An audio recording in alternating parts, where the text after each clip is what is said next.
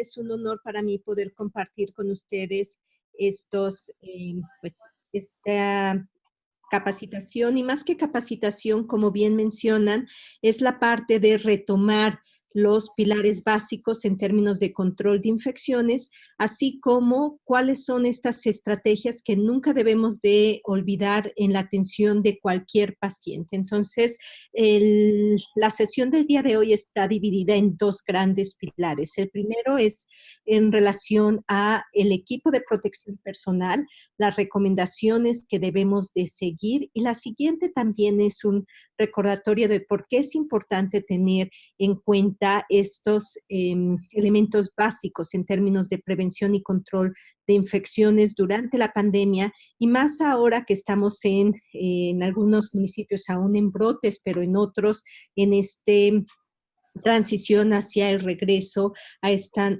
nueva normalidad. Si me pasas la siguiente, por favor.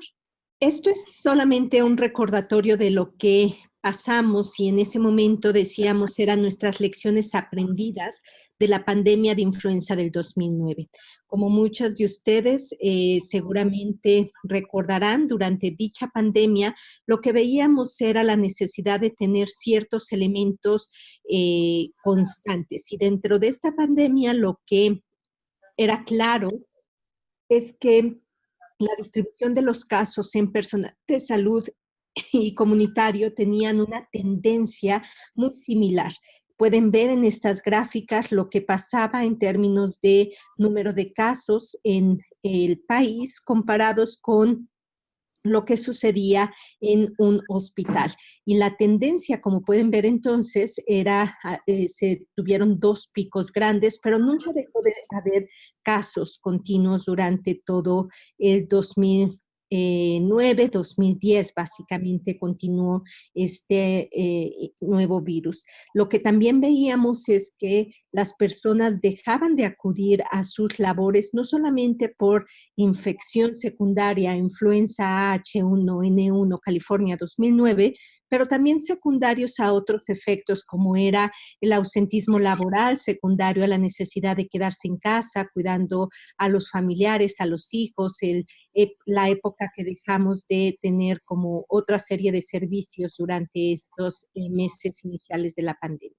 También lo que quedaba claro y lo que habíamos vivido en ese momento es que se necesitaba un triage continuo donde se separaran a las personas con síntomas respiratorios y sin síntomas respiratorios, que era fundamental el tener la atención a los trabajadores con un programa continuo de salud de los trabajadores que vigilara no solamente datos de síntomas respiratorios, pero también su salud mental.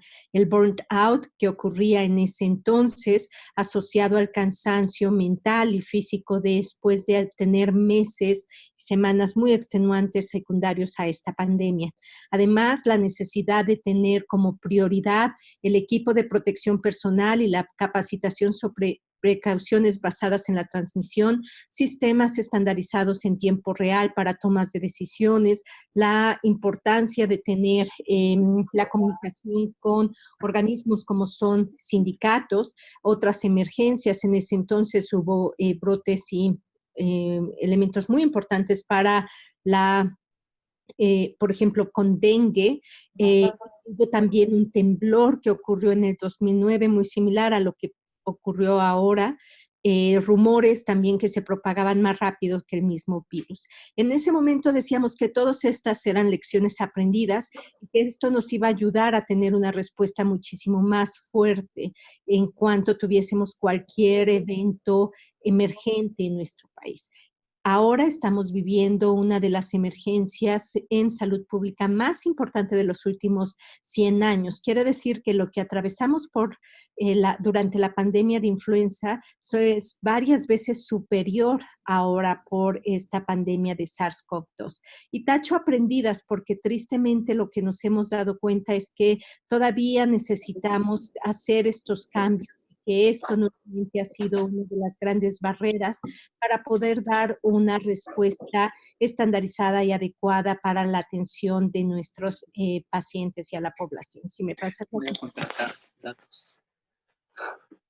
¿Cuáles son estos elementos básicos? Evidentemente, en el centro tienen que estar siempre los trabajadores de salud. Hay ciertos puntos que pueden colapsar a un sistema de salud. El primero de ellos es la ausencia de los trabajadores de salud, ya sea por ausentismo, por algunas otras barreras, incluyendo enfermedad, o bien por problemas inclusive en términos de salud mental y de su bienestar en general. Entonces, se tiene que ver en estos 360 grados la atención y la importancia como pilar central a los trabajadores de salud, el tamizaje que debe de ser continuo o el triage, las precauciones estándar universales. Estas precauciones incluyen el lavado, higiene de manos, la higiene respiratoria, políticas de limpieza y desinfección, desechos y RPBI, uso de equipo de protección personal que debe de ser de manera adecuada, las precauciones basadas en la transmisión y cohortes. Las precauciones basadas en la transmisión es para todos los pacientes, al igual que las precauciones estándar. Esto quiere decir que nunca debimos de haber dejado de tener estos elementos básicos en nuestra respuesta de cuidado y no perder de vista que la atención de cualquier paciente supone un riesgo y que para eso se ocupan ciertos mecanismos básicos en esta atención. Otras recomendaciones, incluyendo visitas, capacitación, la parte de salud mental, políticas y acciones para la prevención de infecciones asociadas a la atención en salud, incluyendo vigilancia y uso de antibióticos, agua limpia, esterilización, ambiente y ventilación, que ahorita vamos a ver todos estos elementos. Si me pasas la siguiente, por favor. Y esta es la manera esquemática sobre los pilares que dan los modelos para la prevención de infecciones. Y estos modelos se aplican no solamente para la prevención y control de SARS-CoV-2, son modelos que deben de aplicar para la prevención de todas las infecciones asociadas a la atención en salud. Dentro de estos tenemos programas que son verticales y programas que son transversales. Los programas o acciones transversales lo que nos van a dar es un impacto en múltiples infecciones asociadas a la atención en salud, no son únicas. Por ejemplo, la higiene de manos, si yo tengo un programa adecuado de higiene de manos, va a disminuir el riesgo de transmisión de SARS-CoV-2, pero también va a disminuir el riesgo de neumonías nosocomiales, de problemas en términos de terapia endovenosa, de cirugía segura, de prevención de infecciones de vías urinarias. Si yo tengo una adecuada calidad de agua, cloración y limpieza de agua de las áreas, voy a estar incidiendo en todas las infecciones. Política de antisépticos, desinfección y esterilización, lo mismo.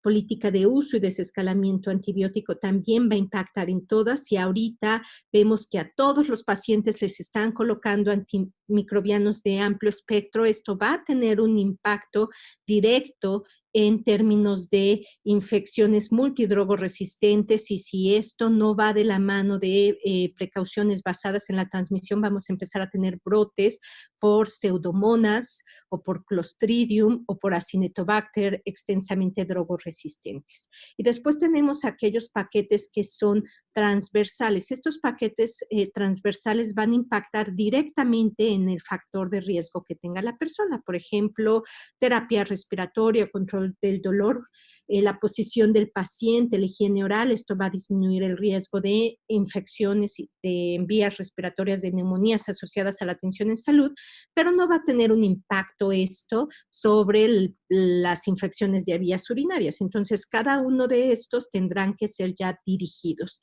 Si me pasas la siguiente, por favor. La seguridad de pacientes requiere todos estos elementos.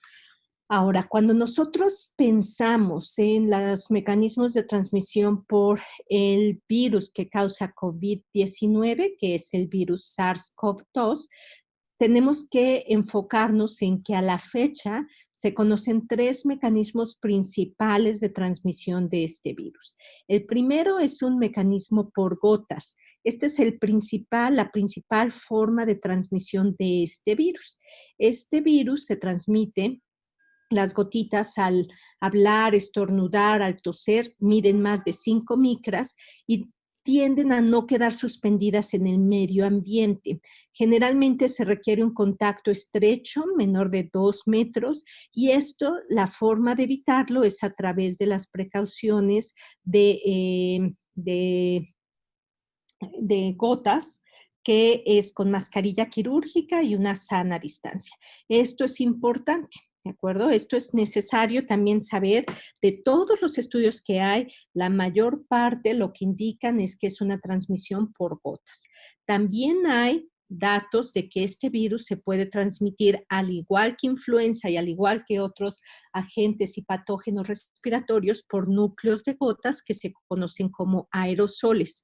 Estos núcleos de gotas o aerosoles miden menos de 5 micras, se producen durante procedimientos que generan aerosoles por lo general, como son nebulizaciones, broncoscopías, ventilación no invasiva, y estos pueden quedar suspendidas en el medio ambiente por varias horas. Aquí depende de varios factores. El primero es la ventilación y la iluminación. Si nosotros tenemos un área bien ventilada, bien iluminada, la posibilidad de que estos aerosoles permanezcan múltiples horas suspendidos es menor.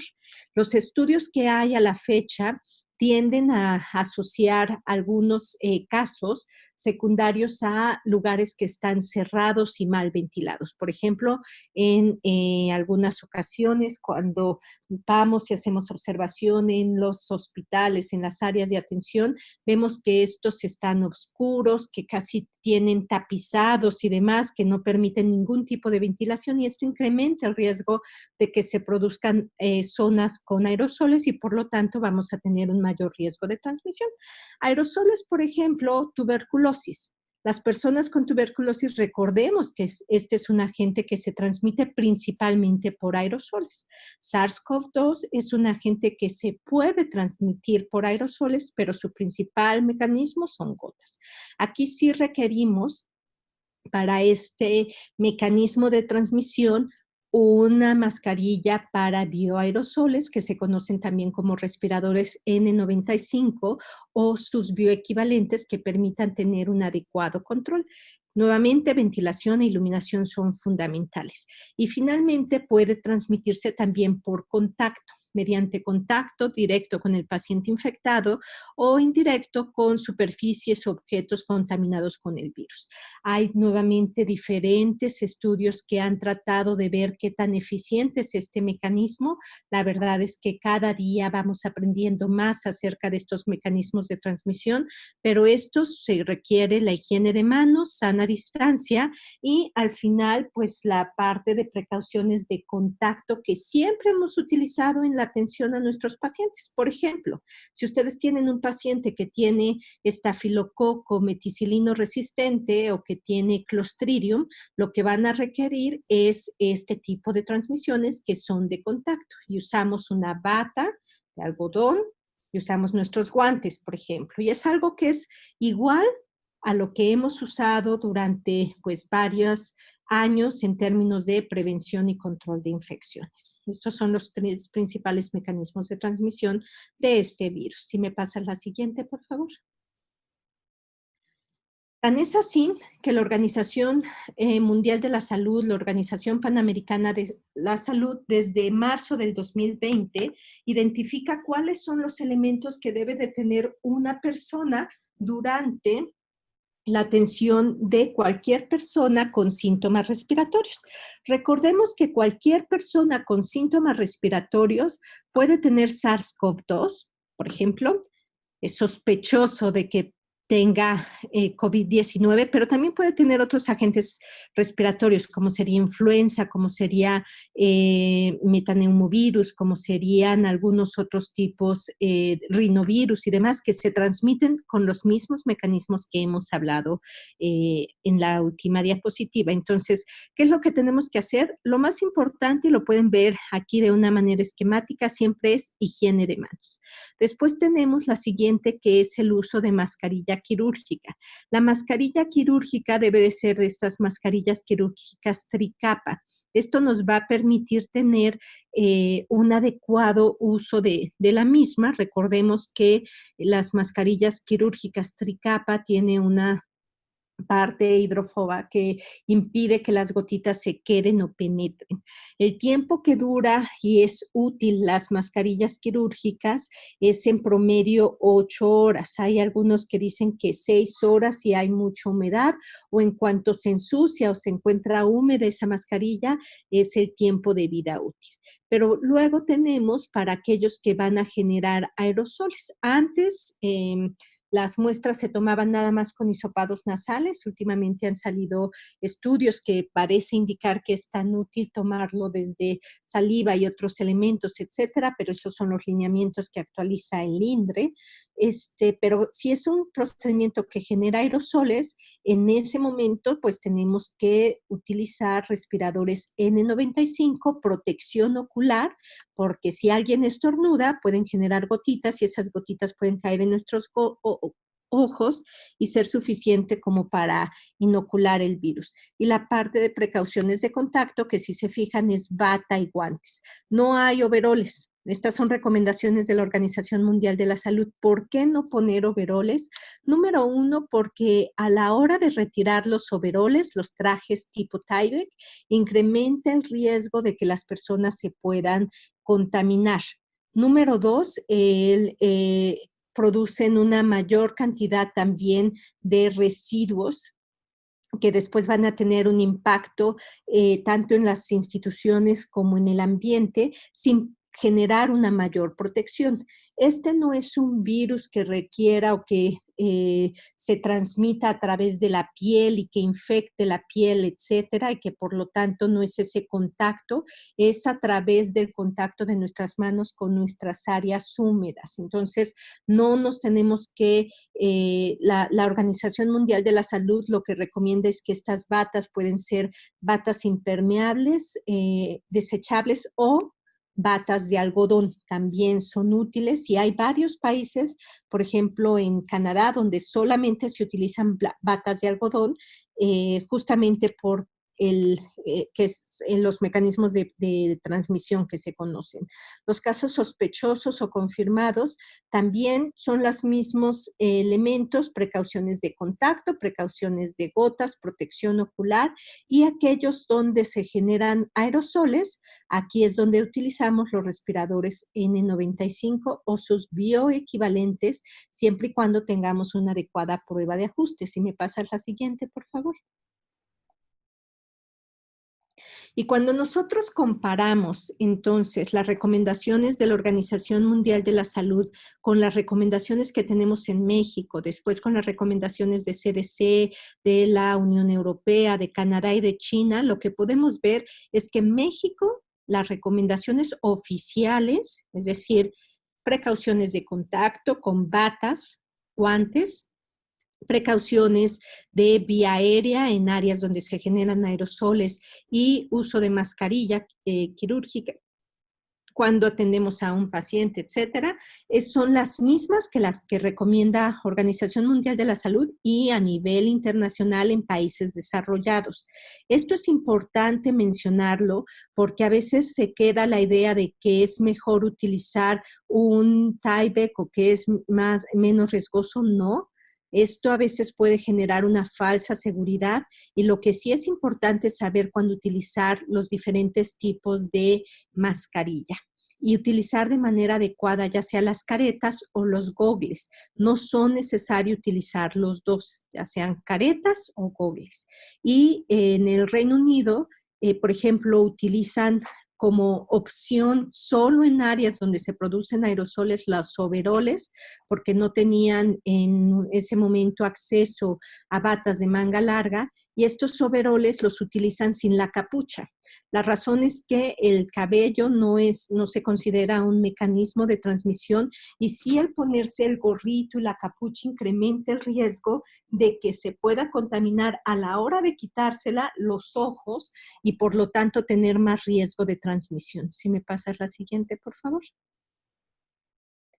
Estas son las recomendaciones que tenemos en el manual y en el lineamiento sobre equipo de protección personal en unidades de atención, las cuales se basan en el entorno y se basan en las actividades que realizan. Este lineamiento tiene inclusive para cada una de las acciones qué es lo que se recomendaría, ¿no? Áreas administrativas, en el personal de atención, etcétera, qué es lo que requieren y nuevamente es sana distancia, la parte de cubrebocas o la parte de una barrera física y después en áreas ya de atención clínica, precauciones de contacto, precauciones de gotas o precauciones de contacto y vía aérea.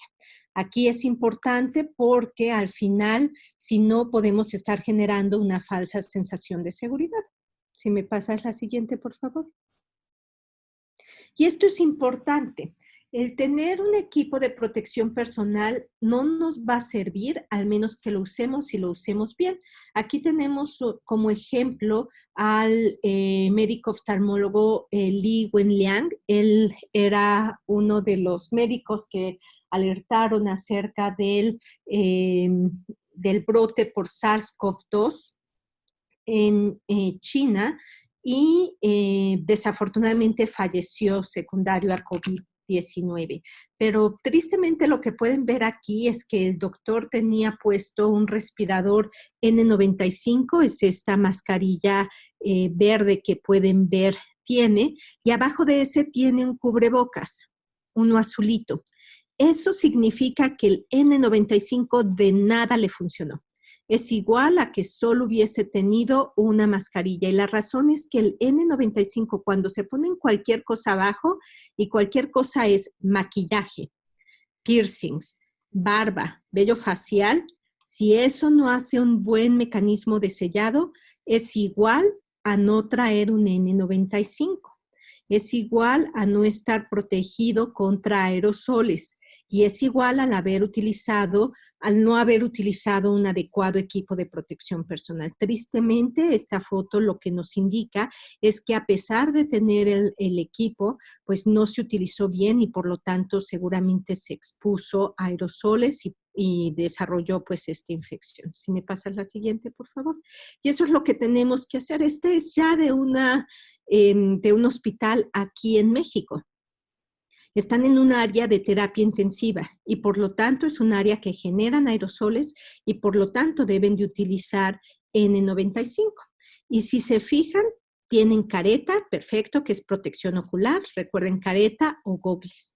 Tienen unas batas y tienen guantes, eso está bien porque esas son nuestras precauciones de contacto.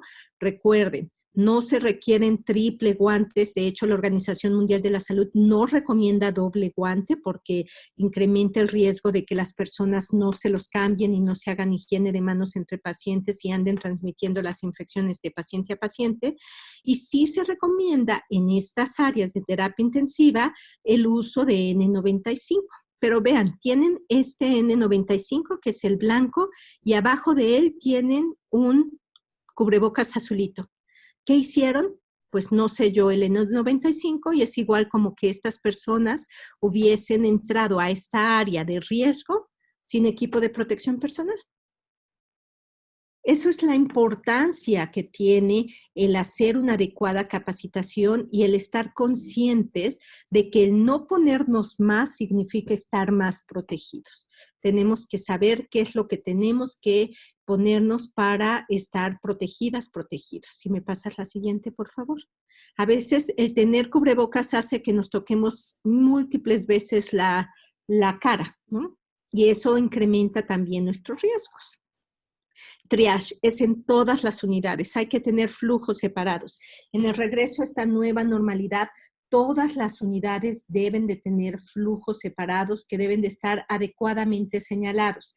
Esto se logra y esto debe de llegar para quedarse, debe de ser de esas lecciones aprendidas que no fue como la pandemia de influenza que lo hicimos durante 6 meses, 7 meses y luego se nos olvidó.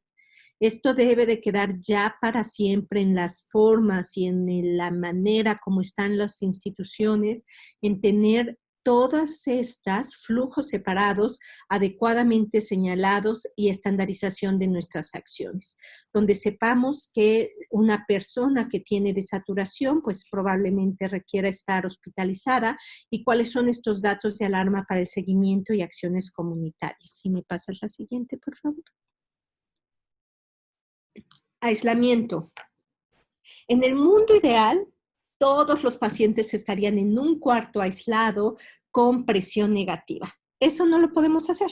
Es más, cuando pensamos en nuestros pacientes que tenemos cada día, que esos sí se transmiten por aerosoles, que es tuberculosis, no los tenemos así. No los tenemos así porque la infraestructura de los hospitales no nos alcanza y es algo que no es factible de lograr. ¿Qué sí es factible de lograr? Hacer esta parte de aislamiento de cortes, donde los pacientes con COVID o con síntomas respiratorios, etcétera, estén en un área diferente a la que se encuentran los otros pacientes. Lo que no quieren es contaminar unos pacientes con los otros. La contaminación, recuerden, puede ser vía aérea, puede ser por contacto. Si nosotros no atendemos a un paciente con COVID y luego vamos y lo atendemos sin habernos hecho higiene de manos, sin habernos puesto nuestras adecuadas precauciones entre un paciente y otro, le llevamos el bichito, ¿de acuerdo? Y entonces esto incrementa el riesgo de brotes.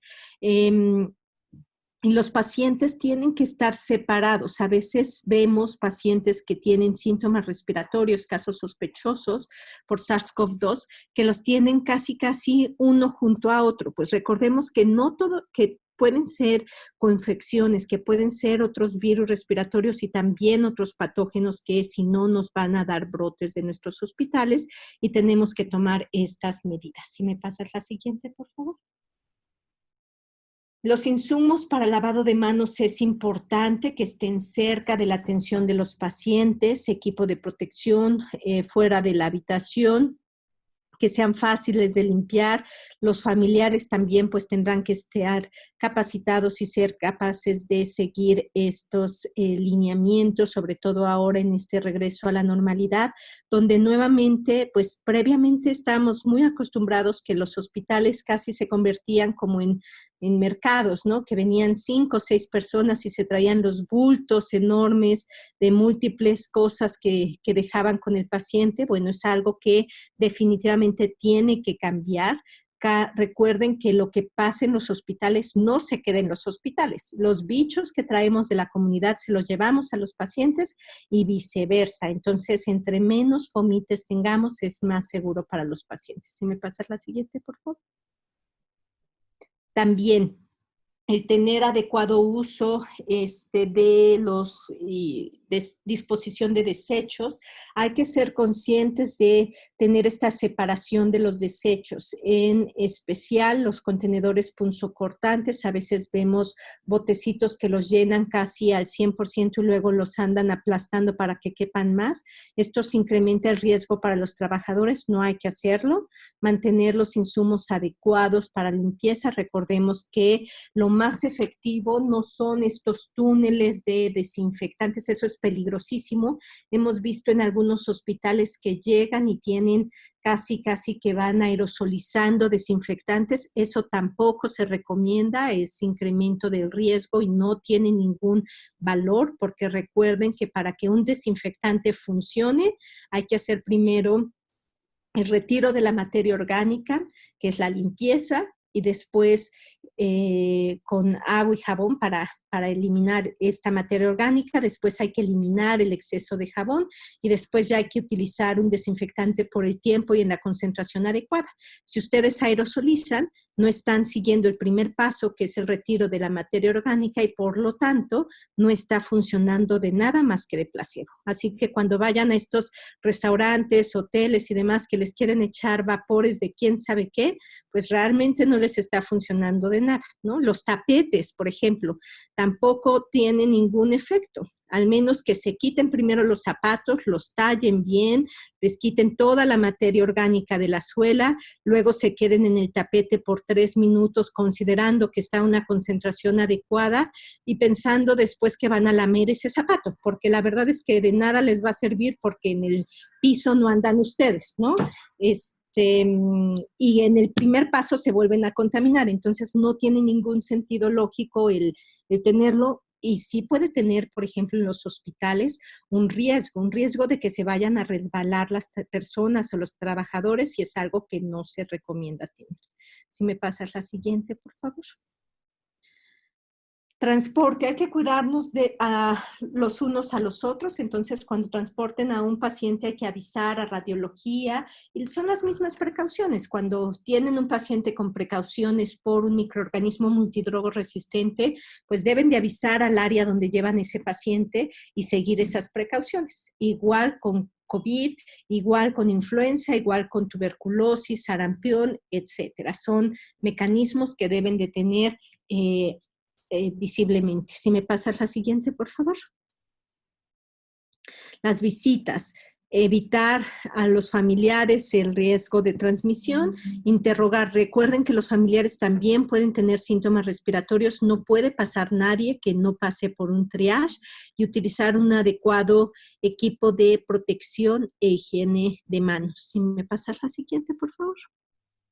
La limpieza de las áreas del paciente, nuevamente es una técnica que se debe de utilizar de manera adecuada, limpiar superficies horizontales en cuartos aislados, áreas de contacto directo con el paciente, sobre todo aquellas que se tocan de manera frecuente y nuevamente son con paños húmedos, no hay que utilizar aerosoles porque recuerden eso no va a cubrir la superficie como deben de hacerlo y cambiar los insumos de limpieza pues frecuentemente. A veces vemos, ustedes se pueden fijar si tienen problemas en su limpieza, si van a los carritos de limpieza. Y yo es lo primero que tiendo a hacer o ver cuando voy a cualquier hospital.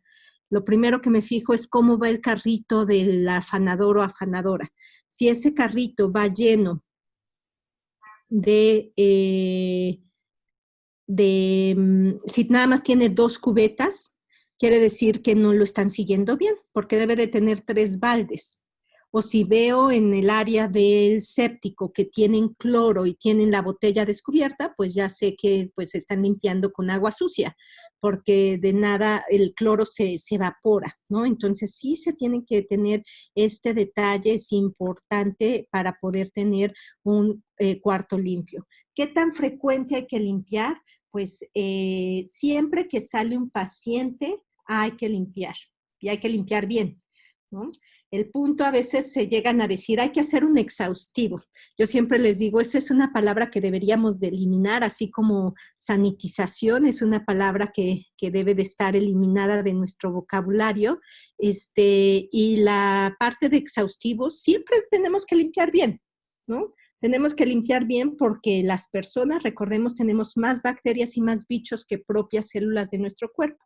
Si ustedes se fijan y vean ahorita la palma de sus manos, tienen más o menos como 10 millones de microorganismos en una palma.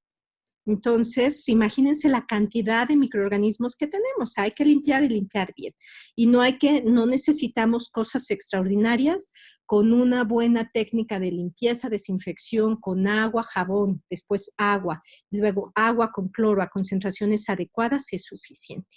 No hay que rociar los desinfectantes, por esto que comentaba. Si me pasas la siguiente, por favor.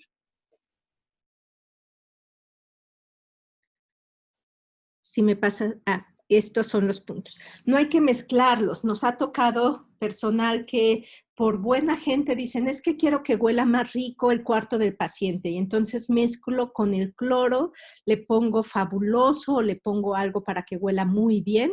Pues lo que voy a estar haciendo es inactivar el cloro. Tampoco hay que mezclar el cloro con agua caliente porque eso genera vapores y puede llegar a ser tóxico.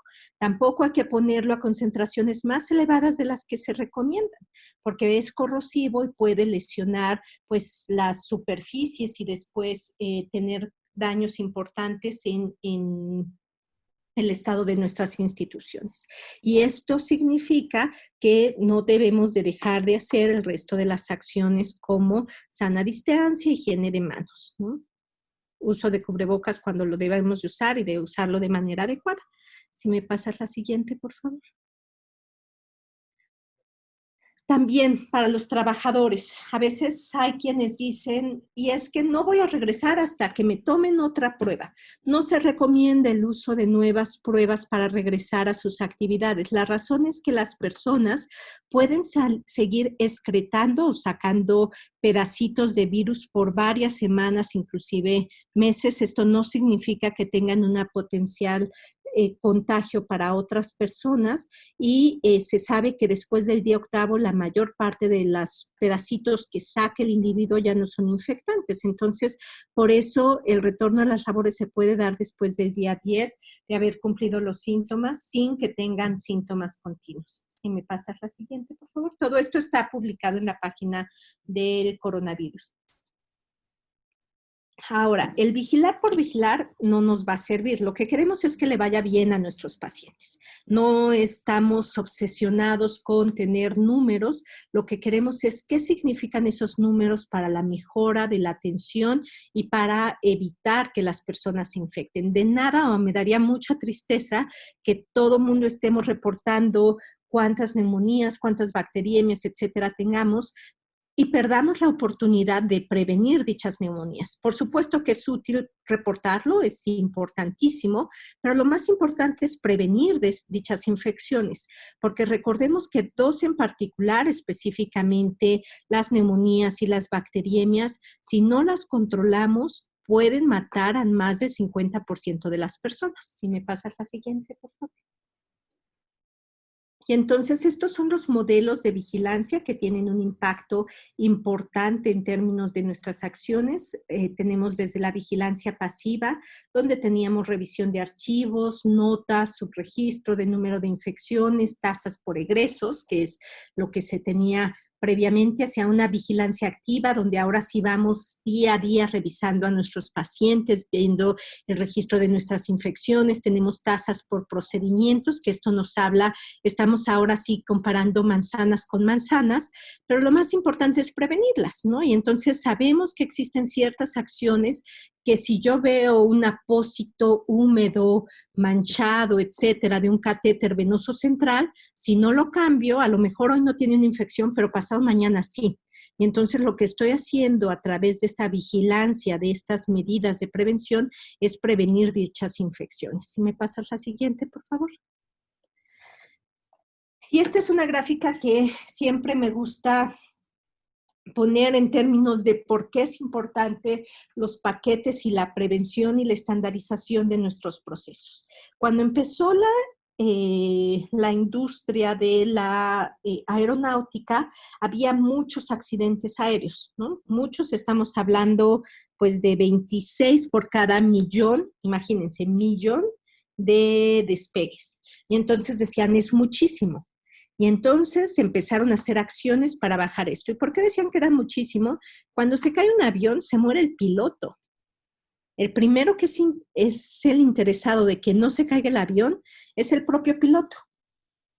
¿Qué pasa con las infecciones nosocomiales? Cuando se infecta una persona, no se muere el médico, médica, no se muere su enfermero, su enfermera, trabajadora social o no. Se muere el paciente.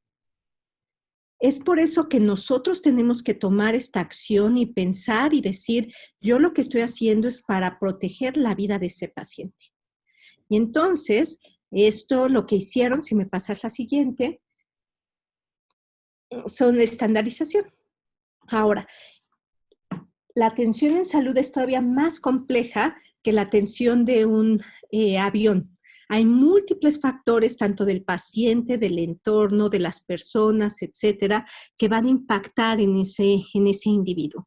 Y es por eso que tener de manera estandarizada ciertas acciones siempre nos va a ser útil. Si me pasas la siguiente, por favor. Y esto es algo que pueden ver en muchos hospitales. Tristemente sigue siendo la realidad.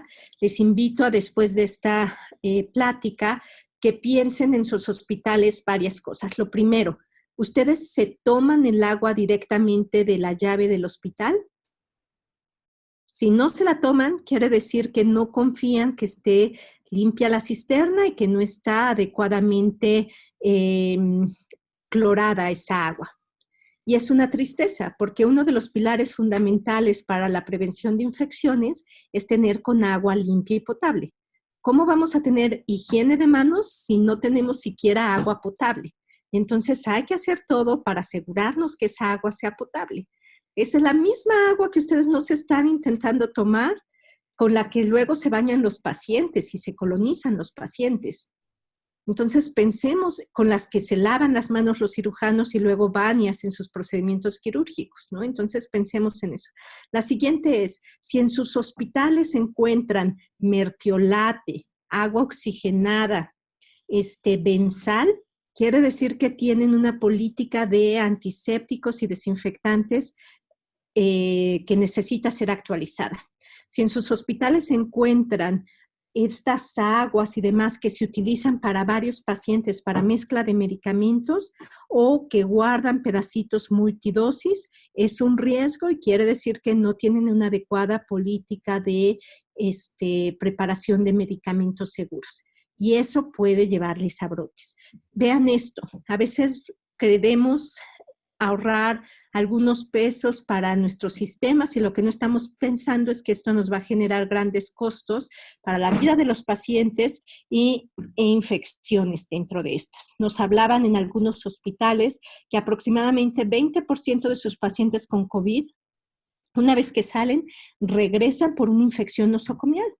20%, eso es altísimo. Y entonces la persona ya no se murió de COVID, se murió de una infección asociada a la atención en salud. Entonces, tenemos que pensar en lo que hacemos tiene un impacto, ¿no? Luego vean, este es un cómodo arriba de un rotámetro. Entonces, le vamos a estar pasando las enterobacterias nebulizadas directamente a la persona, ¿no? O está en el espejo vaginal junto a la mascarilla laringea, para que se den una idea de a veces cómo perdemos de vista el riesgo que tenemos para nuestra atención de cuidados del paciente. Si me pasas la siguiente, por favor. ¿Qué es lo que tenemos que hacer? Higiene de manos. Hay que ver esta agua, hay que tener un programa activo, cumplimiento estricto, capacitación, monitorizar la adherencia y la retroalimentación. Si me pasas la siguiente, por favor. Vigilancia de la calidad de agua, los niveles de cloración, que los recursos sean adecuados, que el alcohol gel tenga una concentración arriba del 60%, que sea de adecuada calidad. A veces cuando el alcohol gel apesta, las personas no se hacen higiene de manos o si queda una sensación pegajosa, también disminuye esta posibilidad de que se hagan higiene de manos, etcétera. La educación continua y la retroalimentación. Nadie va a hacer algo que nosotros no hagamos primero. Entonces, ustedes son líderes, y vean con el ejemplo, que es como uno aprende. Yo de quien aprendí fue de enfermeras, a quienes considero mis maestras y mis líderes, y de quienes aprendí con el ejemplo, ¿no? Entonces, es algo súper importante y sí tiene un impacto en el resto de la población. Si me pasas la siguiente, por favor. Desafortunadamente los hospitales cuando los planearon, pues no le preguntaron a alguien en control de infecciones y la mayor parte pues no tiene lavabos suficientes, pero aquí sí, pues pueden tener mecanismos para higiene de manos. Si me pasas la siguiente, por favor. Recursos disponibles para todo el personal. Si me pasas la siguiente, por favor. Incluyan a sus pacientes. Los pacientes pueden ser un adecuado modelo para que les ayude a la verificación de higiene de manos. Háganlos partícipes de que las personas les pregunten realmente, oiga, ¿me va a revisar? ¿Ya se hizo higiene de manos? Y que no se sientan y les digan, ay, este paciente nefasto que no quiere que lo toquen. No, al contrario, es una parte del equipo y es el primero preocupado porque todos nos hagamos nuestra higiene de manos antes de tocarle. Y si es una persona, a él o a ellas o a su ambiente. Y si es una persona en terapia intensiva, pues si vemos a alguien que va a hacer un procedimiento y no sigue las medidas, es nuestra obligación por la seguridad de ese paciente hacer dicha retroalimentación. Si me pasas la siguiente, por favor. Recuerden, terapia endovenosa es de los procedimientos más críticos en términos de acciones para la prevención y protección de nuestros pacientes. Si me pasas la siguiente, por favor. Y esto es algo que no deberíamos de ver, tristemente lo seguimos viendo. Esta es una foto de los años 80. En el 2009 vi muy similar. En el 2011 que visitamos a todos los hospitales, tanto de la Secretaría, ISSSTE, IMSS, vimos cosas muy similares y les puedo decir tristemente que pues ahora estamos viendo cosas iguales. Entonces, lo que tenemos que hacer es hacer un cambio real para la terapia endovenosa segura. Si me pasas la siguiente, por favor. Lo mismo, ¿no? Queremos cuidar y recordemos que las enterobacterias, aquí ya no nos preocupa COVID, pero nos preocupan brotes por enterobacterias. Recordemos que se reproduce las enterobacterias cada 20 minutos. Si dejamos esto y lo utilizamos al final del turno y no lo hicimos de forma segura, le vamos a pasar por la sangre directamente bacterias a las personas. La bacteriemia, si no se trata, tiene una mortalidad del 40-50%. Si me pasas la siguiente, por favor. ¿Qué se necesita para terapia endovenosa segura? Si me pasas la siguiente, por favor. Agua potable. Si me pasas la siguiente, por favor. Verifique la concentración, vea la cloración. Es muy sencillo medirla, se puede hacer directamente en las áreas de atención. Si me pasas la siguiente, por favor. Limpien las cisternas, que estén cerradas. Hemos visto cisternas que están abiertas y cuando nos asomamos hay un gato, perro muerto, ¿no? Entonces, todo eso va a tener daños a la salud de las personas. Si me pasas la siguiente, por favor. La siguiente. Antisépticos, ¿no? A veces tenemos hasta pinzas de transfer sumergidas en no sé qué, les encanta utilizar de repente aminas cuaternarias y demás para ponerlos, para tomar los algodones que los tienen descubiertos y por lo tanto se evaporó el alcohol y no tiene ningún sentido. Si me pasas la siguiente, por favor, o en envases inadecuados que se colonizan. Recuerden, no hay antisépticos 100% seguros, sí hay antisépticos superados como aminas cuaternarias y mercuriales. Si me pasas la siguiente. Preparación de la piel, solo hay de dos. O utilizan clorexidina con base alcoholada o utilizan alcohol al 70% y iodopovidona al 10% en solución, no en espuma. Estas son las únicas dos opciones para la preparación de la piel. Es importante que, como cualquier desinfectante antiséptico, no va a actuar si tiene materia orgánica. Si el paciente llega sucio, lo primero que tenemos que quitar es esa suciedad y eso se quita no con la clorexidina y el alcohol. Eso se quita primero con agua y jabón y después con retiro de esa agua y jabón con nada más una gasita, un alcoholito, una torunita con agua para quitar ese exceso de jabón y luego ya se procede a la aplicación de estos antisépticos.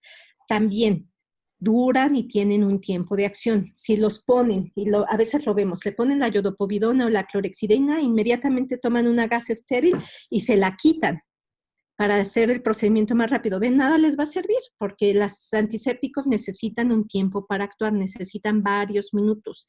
Entonces, hay que esperar a que se sequen. Si me pasas la siguiente, por favor. Programas de descolonización, por ejemplo, pueden utilizar a veces los baños secos. Si me pasas la siguiente, con clorexidina en algunas ocasiones. Si me pasas la siguiente. El equipo de enfermería es extraordinariamente importante. Entonces necesitan tener esta parte de control de infecciones, vigilancia, cursos anuales de actualización. Si me pasas la siguiente, por favor. Con modelos y después ya en pacientes bajo supervisión. Si me pasas la siguiente. Y a veces decimos, no tenemos más recursos para tener enfermeras, enfermeros especialistas en terapia endovenosa. Pero recordemos que una muy buena proporción de las acciones del equipo son a más o menos un 25% en preparación de medicamentos y administración de medicamentos. Si esto lo dividimos por pacientes y nada más nos reorganizamos, si me pasas la siguiente, pueden tener una persona que sea especialista, que sea capacitada, etcétera, en terapia endovenosa y los demás se quedan justo para el cuidado del paciente y el reporte. Si me pasas la siguiente, por favor. La siguiente. También para el personal médico es fundamental que le quede claro que el candado de seguridad es el personal de enfermería y que si lleva 2 piquetes no puede continuar haciendo el procedimiento porque cada uno de estos es un riesgo. Tiene que ser claro que quien manda ahí es el personal de enfermería con esta parte de saber la seguridad del paciente. Si me pasas la siguiente, y que tienen que estar capacitados. Si me pasas la siguiente, por favor. Uso de barrera máxima, en este sí es importante. Aquí es también importante, por ejemplo, los guantes tienen que ser estériles. A veces en áreas críticas, sobre todo ahora que tenemos pacientes con SARS-CoV-2, etcétera, las mascarillas y los respiradores N95 que tienen válvulas, esas no se pueden utilizar durante procedimientos estériles y tampoco en procedimientos quirúrgicos, porque significa que tiene todo lo que están expirando, le va a caer al paciente. Entonces, esos no se pueden usar. Si me pasas la siguiente, por favor. Listas de verificación, si me pasas la siguiente. Y la siguiente. Y la siguiente. Y vigilancia activa. Aquí la capacitación in situ, cuando veamos algo que es inadecuado, es importante hacer una retroalimentación adecuada, propositiva, para mejora del paciente, ¿no? Y esto al final nos sirve para ir dando la retroalimentación y decir cada mes inclusive esto es lo que se encontró en este servicio e irlo tomando como un área de mejora continua. Si me pasas la siguiente, por favor. La siguiente. Y son todos los elementos. Si nos falta algún elemento, entonces tenemos un incremento del riesgo de presentar bacteriemias. Esto es como un ejemplo nada más. Si me pasas la siguiente. Esto se puede hacer, esto se hizo, por ejemplo, varios años la unidad de terapia intensiva de nutrición estuvo sin bacteriemia. ¿Y qué creen? Durante la pandemia por COVID empiezan a tener bacteriemias nuevamente. ¿Por qué? Porque no se siguieron este tipo de procedimientos. Entonces, sí es un trabajo de día a día. Si me pasas la siguiente, por favor. Esto es en un hospital en Belice. A veces los llegamos a ver también así en nuestro país, donde vemos la gilocaína es súper frecuente, que la veamos destapada y viales multiuso, albúmina. Si me pasas la siguiente.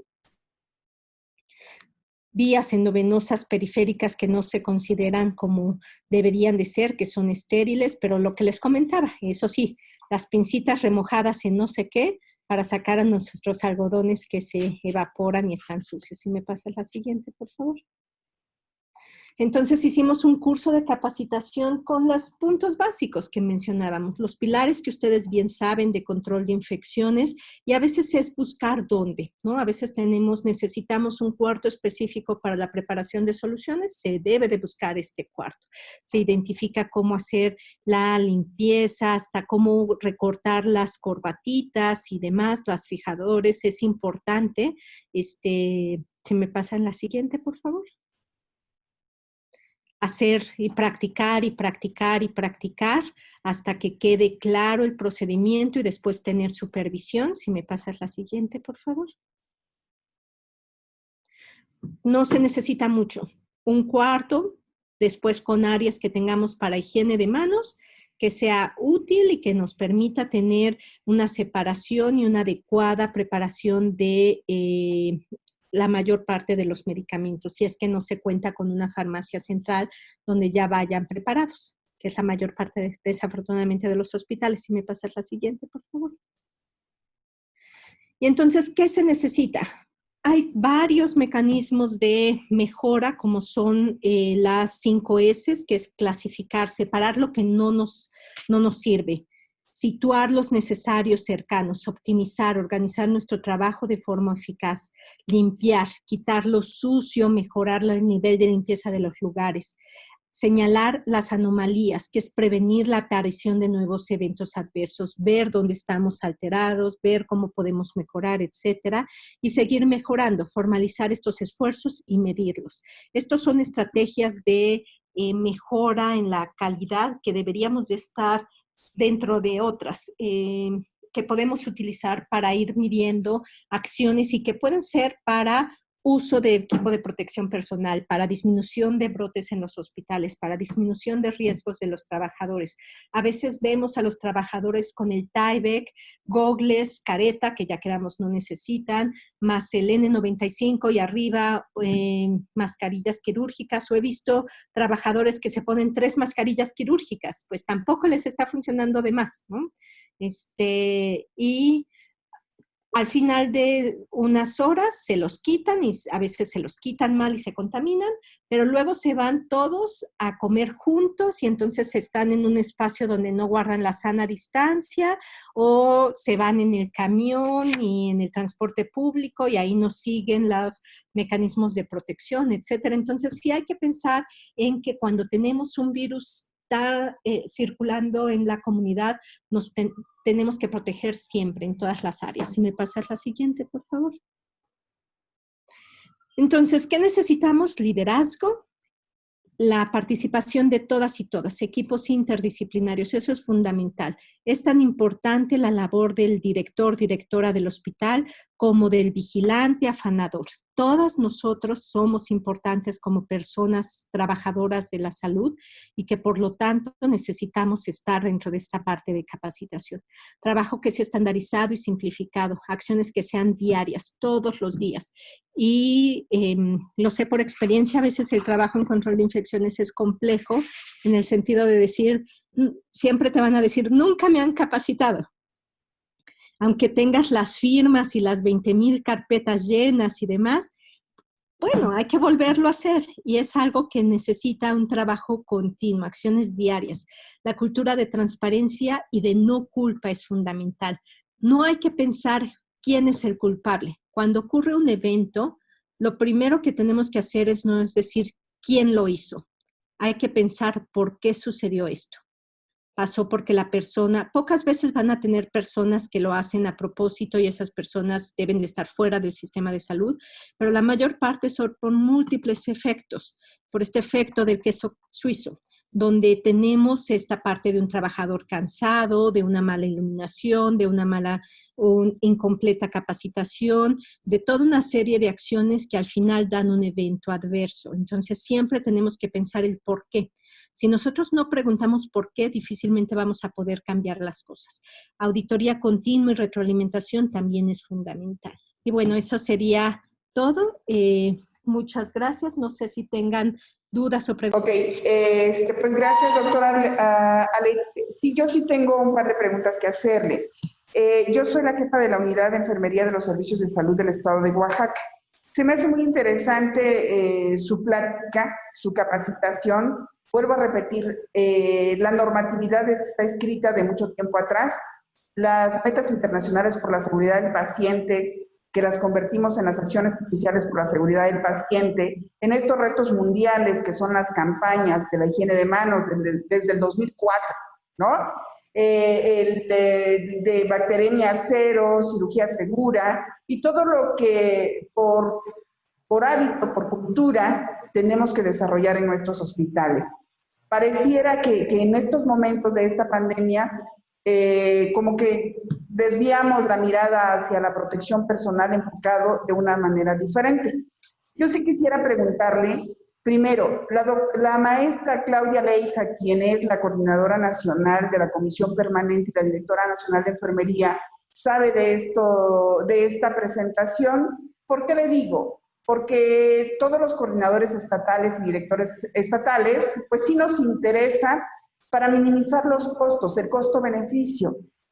Usted decía, no es necesario utilizar trajes Tyvek, no es necesario utilizar gogles con careta, doble mascarilla, triple guante, ¿no? Porque con esta reunión yo tengo la instrucción por parte del señor secretario, ¿sí?, que nosotros vayamos minimizando el uso indebido de este equipo y lo utilicemos con exactitud en las áreas donde lo debemos utilizar. Lamentablemente, cambiarle el panorama, cambiarle el chip, cambiarle la mentalidad a muchos compañeros va a estar complicado. Es complicado, pero no imposible. Entonces queremos hacerlo, ¿no? A mí sí me gustaría que usted me dijera o que nos lo diera por escrito a través de la institución o a nivel nacional, ¿sí? Donde se establezca, ¿sí? Ya de manera de instrucción, ajá, como salían las instrucciones de la DGCES en algún momento, de la forma en cómo debemos utilizar los equipos de protección personal, ¿no? Le comento esto porque en nuestros hospitales al 100%, hay alguien de aquí de las jefas que no me va a dejar mentir, nos pusieron túneles, ajá, para que accesaran los pacientes, para que accesara el personal de salud. Muchos saltamos y dijimos no, porque existe la bibliografía, que es un riesgo utilizarlos. Algunos no los utilizaron, ¿no? Muchos en el triage, nosotros sabemos, malas coordinadoras estatales, que ellas se dieron a la tarea de difundir un cartel donde en los triage no necesitamos utilizar un traje, un overol. Sin embargo, sí pidieron que todos, en todo el hospital, en todos los servicios, utilizáramos la mascarilla N95, ¿no? Que solamente se les ha dotado del KN95, que sabemos que no es lo mismo también. Entonces, empezaríamos por esa pregunta, doctora. De hecho, qué bueno que lo menciona. Desde febrero se tienen los lineamientos de control de infecciones, pero también hay en mayo un lineamiento publicado en la página del coronavirus sobre el uso adecuado de equipo de protección personal. Con muchísimo gusto les paso el link para que lo puedan ver y ahí está claramente establecido cuál es el equipo que deben de utilizar. También está publicado cuáles son las cosas que no deben de hacer, como son estos túneles y demás que comentan. Con muchísimo gusto les pasamos, esto ya está publicado. Perfecto, gracias. Ahora sí, compañeras, empezamos a preguntar, compañeras de nivel estatal, por favor, ¿alguna duda?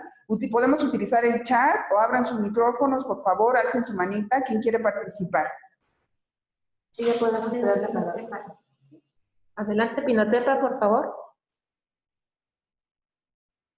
La pregunta es si se debe de usar, de evitar el uso de aire acondicionado y ventiladores en las áreas donde hay pacientes con COVID-19. La respuesta es, todo aire acondicionado y todo respirador deben de tener cierto mejor en términos de la cantidad de aire y filtros que deben de utilizarse. De hecho, hay recomendaciones muy específicas sobre cuáles son estos filtros y los recambios de aire que deben de tenerse en áreas de terapia intensiva y fuera de estas, que serían donde se producen aerosoles, y no, con mucho gusto también les pasamos esta bibliografía. Y en la actualización de control de infecciones que debe de salir en los siguientes días, también está claro estos puntos sobre los filtros que deben de tener este aire acondicionado. Los ventiladores, si están abiertas las ventanas, no habría problema, de hecho, eso mejoraría. El problema es si lo tienen los ventiladores de estos, no ventiladores de los pacientes, pero de los ventiladores para disminuir la temperatura en unas áreas cerradas, no ventiladas, etcétera, porque puede generar turbulencias.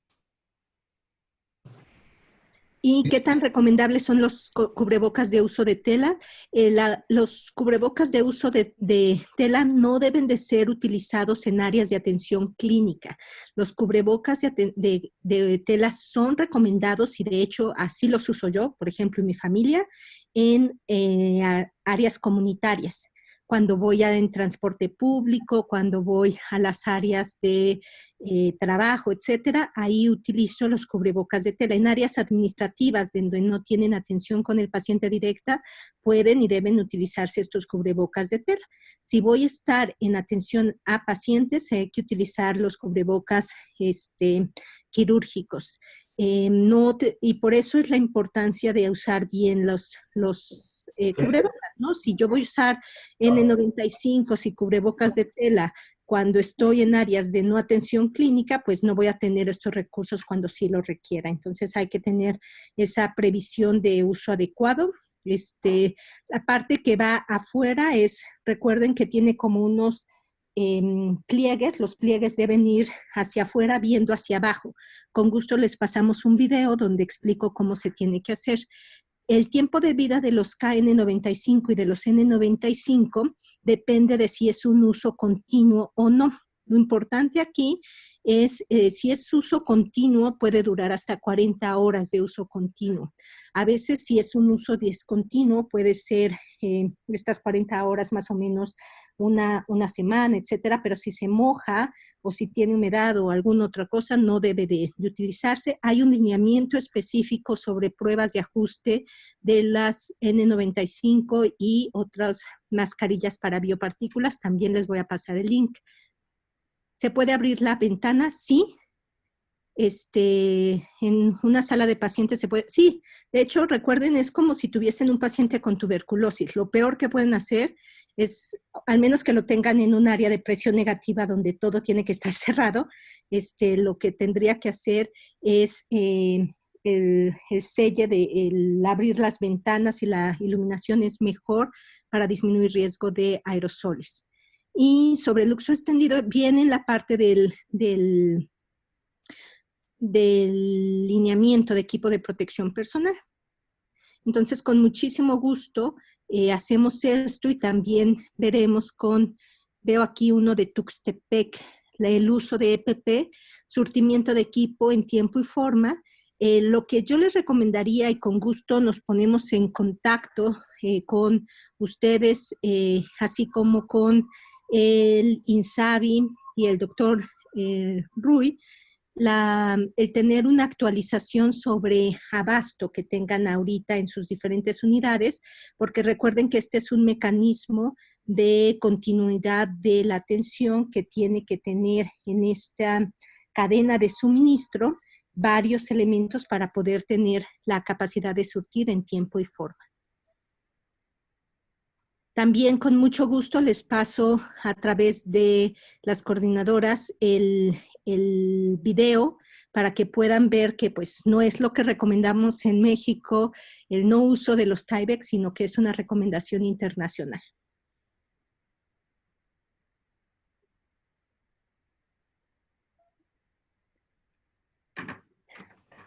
Hay otra pregunta. Claro que sí, doctora, fíjese que en Oaxaca nos vendieron, más bien la Secretaría dotó de un líquido especial que lo llaman así, sanitizante, ¿no? Donde cada vez que entra uno a una dependencia, específicamente en lo que es salud, ¿sí? Nos hacen, bueno, a usted le tocó vivirlo el viernes que estuvo aquí, ¿sí? De que nos rocían con alcohol de cabeza a pies, ¿sí? O con este tipo de líquido, ajá. Entonces, lo dejamos de usar porque no es correcto su uso, ¿sí? Y al contrario, ¿no? Lo que decíamos, es un gasto innecesario. Y el manejo de los famosos tapetes, ¿no? De los famosos tapetes que pueden higienizar nuestros zapatos, ajá, el dejar de utilizarlos, porque bien unos hasta llegamos a las dependencias y hasta nadamos en el cloro, ¿no? Y pues un trabajo que solamente se los dejamos a la gente de intendencia de cada uno de nuestros edificios. Totalmente de acuerdo. De hecho, también les voy a pasar el link donde viene explícitamente definido que son acciones que no se recomiendan y de hecho pueden inclusive generar un riesgo para la población. Tenemos ahí otra intervención de una de las coordinadoras normativas estatales, donde, si la puede leer, doctora, por favor. Dice, agradece la presentación. Tengo un comentario respecto al EPP en triage y áreas de caso sospechoso confirmado. ¿Por qué la OMS y OPS no considera el mismo de protección en estas áreas si se atiende el mismo tipo de pacientes? Depende, y aquí por eso está más definido y con mayor detalle en nuestro lineamiento en México, depende del grado de acercamiento que tienen con el paciente. A lo que se refiere OMS y OPS con este triage es esta parte de básicamente saber si la persona viene o no con síntomas respiratorios. Pero ya para un contacto estrecho, sobre todo en áreas donde se generan aerosoles. Ahí es cuando, en contacto estrecho, es cuando se recomienda agregar las precauciones de contacto, que es la bata y los guantes. Y respecto a si las mascarillas N95 y KN95 otorgan la misma protección de aerosoles, la respuesta es depende. Estas mascarillas, para que sirvan, deben de hacer una adecuada prueba de ajuste. Si un N95 no me ajusta, no me sirve. Si un KN95 no me ajusta, tampoco me está generando la protección contra bioaerosoles. Hay un lineamiento en la página del coronavirus que dice cómo tienen que hacer estas pruebas de ajuste. Cosas como subir de peso, bajar de peso, que nos quiten una muela, que nos picó la araña y se me hizo un chichón en la mejilla, puede generar que ya no me ajuste el N95 o el KN95. El problema con KN95 es como tiene el ajuste en las orejas, es más difícil que genera la presión que otras mascarillas para bioaerosoles como son la FFP2 o las KN95 o las N95.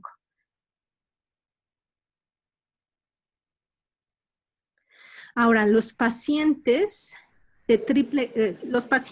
cuando vayan, por ejemplo, de triple cap, etcétera, si tienen periodo de tos, pues si generan muchas gotitas, se van a humedecer y casi siempre a las 4 o 6 horas están humedecidos y ya no funciona ese cubrebocas.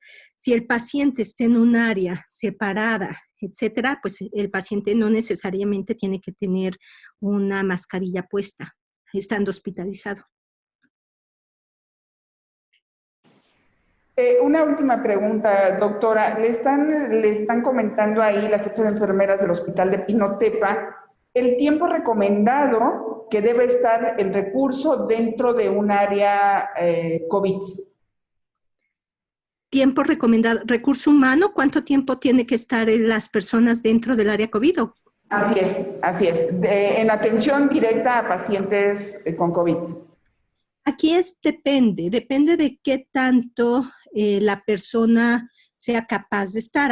Hay unidades que son muy calientes, húmedas, etcétera, que después de 4 horas de estar en el área de corte, pues necesitan ir a hidratarse, tomar agua, bañarse, ir al baño, etcétera, y es el tiempo que pueden aguantar. Hay otras unidades donde están las personas el turno completo sin problema. Aquí va a depender de cada entidad, ¿no? De cómo se sientan también las personas. Recordemos que el trabajador, cuando esté dentro del área COVID, tiene que sentirse cómodo. Y es por eso que también los overoles son muy mala idea. Hemos visto que a veces se ponen pijamas quirúrgicas de tela, luego la pijama desechable, luego el Tyvek y luego arriba de ese se ponen una bata desechable. Y entonces, pues a esa temperatura más la humedad, me sorprende que no hayan tenido más golpes de calor y deshidratación, insuficiencia renal en sus trabajadores, ¿no? Entonces, si pensamos en pijama quirúrgica de tela, bata de algodón, con eso van a estar muchísimo más confortables como se maneja normalmente, ¿no?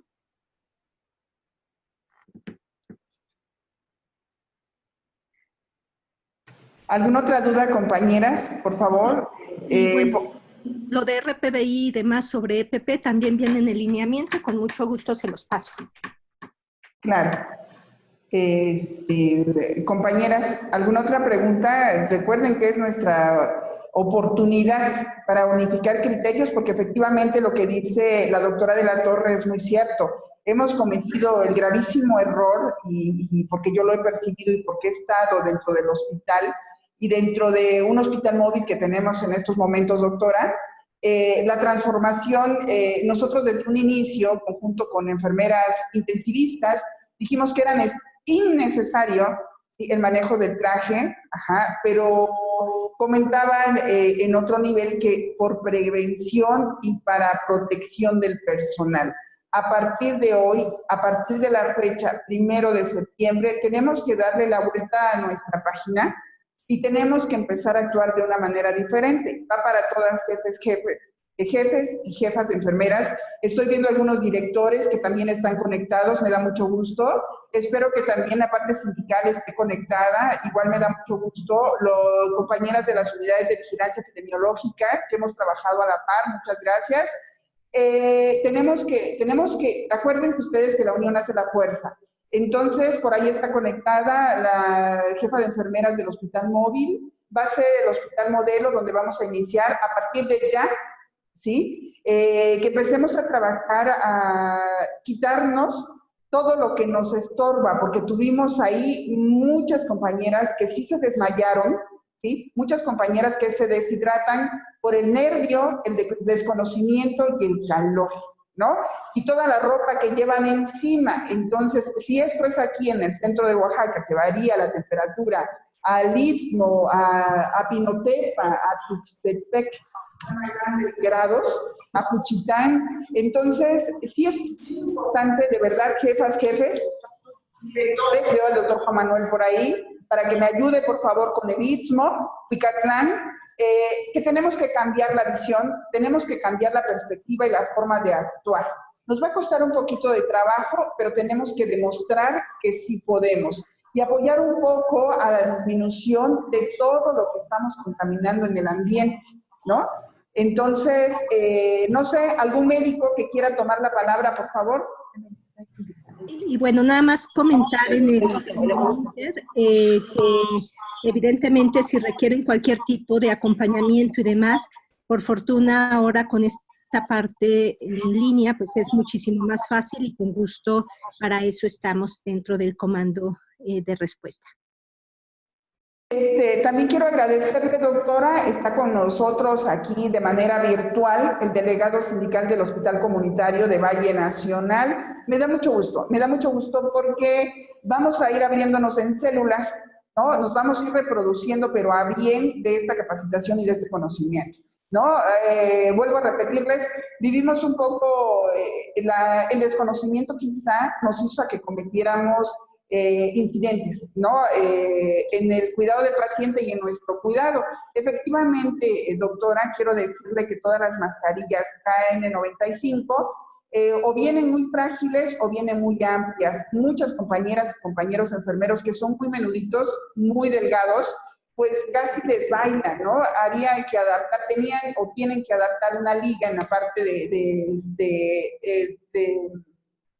de las orejeras, como le puedo decir, para que les oprimieran la cara y no estuvieran en riesgo. Muchos de estos dentro del área COVID se les reventaron, entonces sí fue un gran riesgo. Pero le agradezco mucho, en verdad, y espero que no sea la única vez, doctora. Muchas gracias. Sé que su tiempo vale oro. Gracias. Doctora Alexe, muchísimas gracias, de verdad, sabemos que se tiene que retirar, le agradecemos infinitamente, el Estado de Oaxaca está agradecido con usted, reciba un cordial saludo de nuestro señor secretario, el maestro Donato Augusto Casas Escamilla, y pues nuevamente agradecerle por esta excelente ponencia. Muchísimas gracias y gracias a todas y a todos.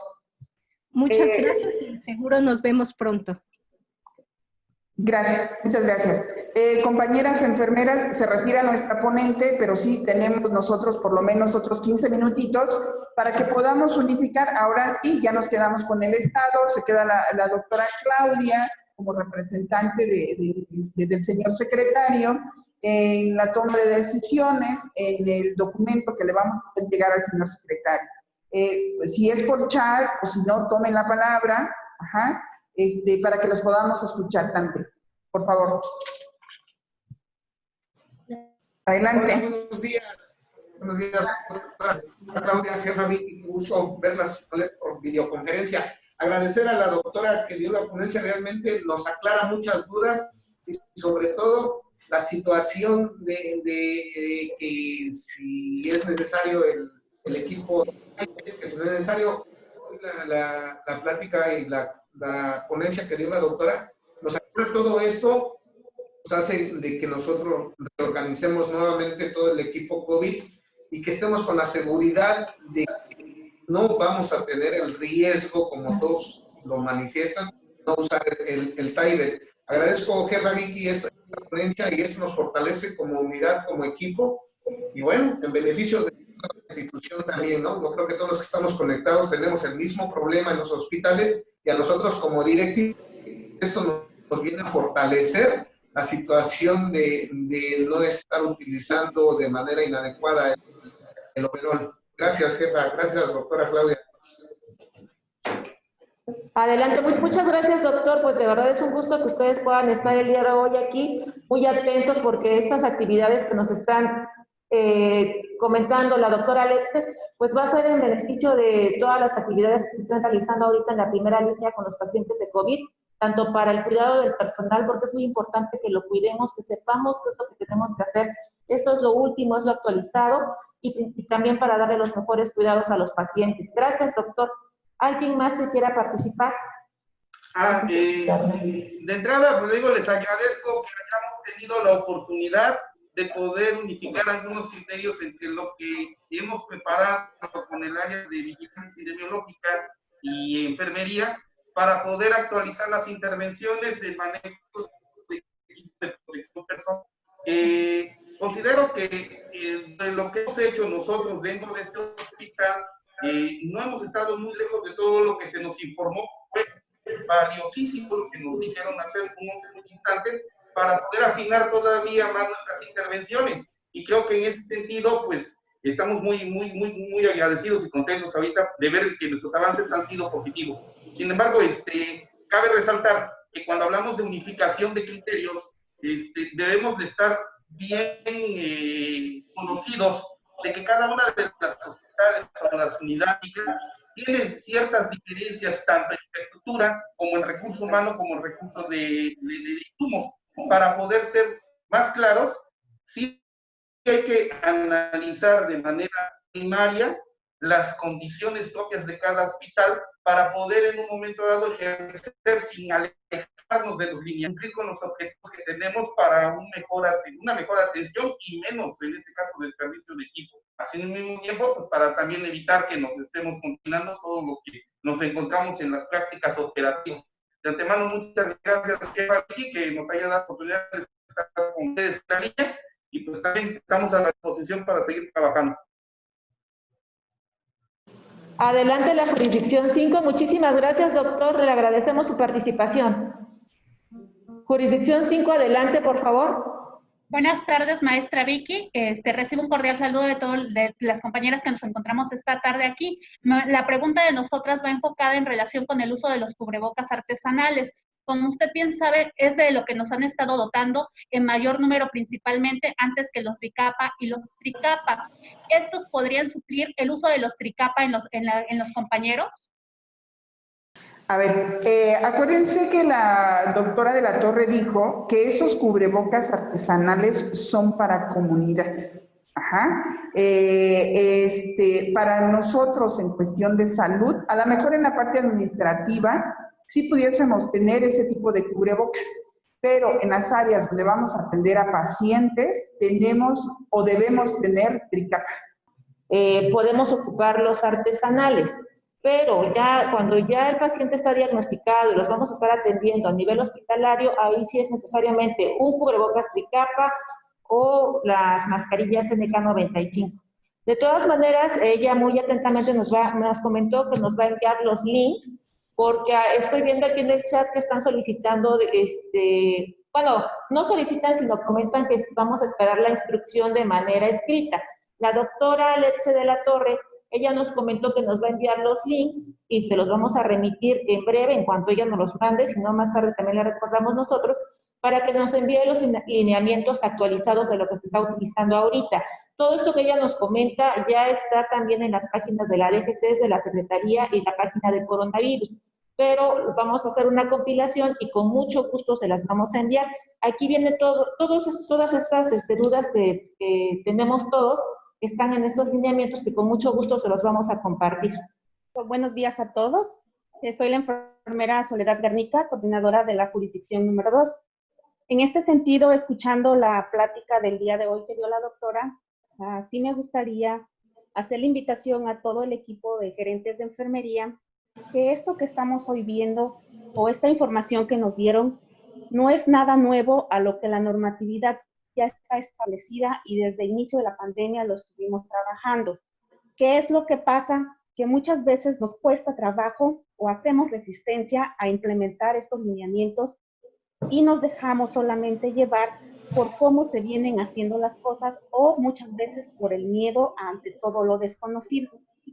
Entonces, ahorita, escuchando la plática y revisando mucha de la información que desde un principio las coordinadoras estatales trabajamos e hicimos llegar a los hospitales, ya está escrito qué tenemos que hacer, rescatarlo y aplicarlo y sustentarlo en esa evidencia científica que ya existe y adaptarlo a las condiciones, porque entiendo que cada región tiene sus propias características y también hay situaciones o hospitales en los que tienen mayor demanda, pero lo más importante es que no perdamos de vista que el lineamiento está y sobre ese nosotros tenemos que seguir trabajando. Muchas gracias. Bueno, pues si no hay otro punto u otro comentario, nuevamente darle las gracias por su asistencia, por su permanencia en esta sesión virtual, agradecerles el tiempo y en breve les haremos llegar el compilado de los lineamientos, de los links, del video que comentó la doctora Letze, para que ustedes puedan estarlos analizando, estudiando y cualquier duda, pues revisarlos y con mucho gusto también les vamos a enviar el correo que ella tiene a su servicio para que si hay alguna otra duda puedan interactuar con ella. Les agradecemos mucho, maestra Virginia Sánchez, muchas gracias por estar con nosotros el día de hoy. Damos atención a la petición, damos cumplimiento también a la instrucción de nuestro señor secretario, que él está muy atento y muy pendiente de que todos ustedes tengan el adiestramiento, la capacitación, en todo lo que se refiere a COVID, lo actualizado, para mejorar todas las competencias, todas las destrezas y podamos, primero que nada, cuidar al personal de salud y en segundo también, y no menos importante, brindar una atención de calidad y excelencia a nuestros pacientes. Muchísimas gracias y con esto damos por concluida nuestra sesión virtual. Saludos a todas y a todos.